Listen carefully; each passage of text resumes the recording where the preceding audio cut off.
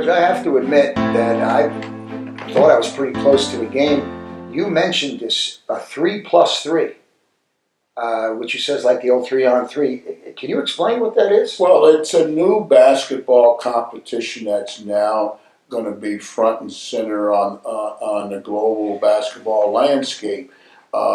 Fully, the expectations are that 3+3 competition will be in the 2020 Olympics. It's the last 4 or 5 years FIBA's been experimenting with it. There are actually world championships.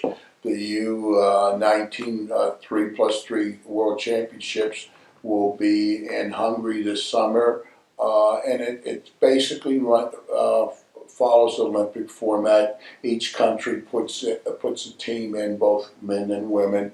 I like the concept a lot. I think it's a great learning opportunity. It really exposes individual skills because of the dimensions of the court. The game is exciting to watch. Once the game starts, you're not allowed to coach the players.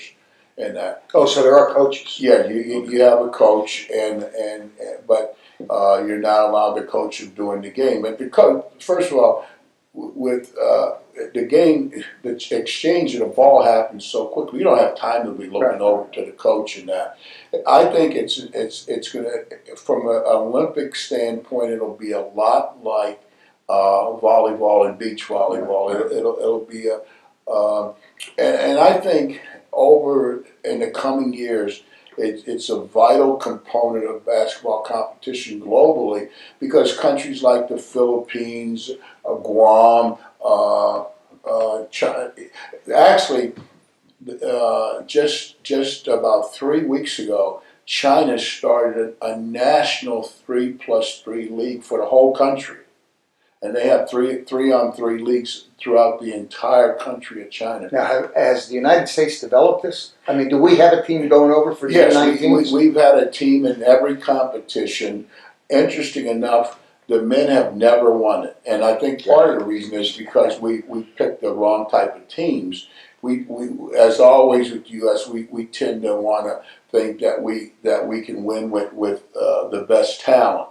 And so we tend to pick all-star teams instead of picking teams that can win. Now the girls have won, but the boys have never won the competition yet.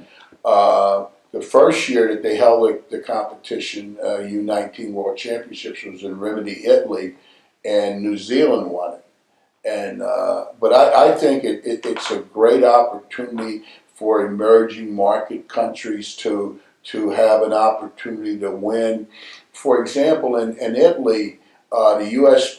played Guam in the first game and only beat them by 2 buckets. So the guys from Guam go back home and they say, "Hey, how'd you do? How'd you do against the U.S.? We lost by 2 baskets."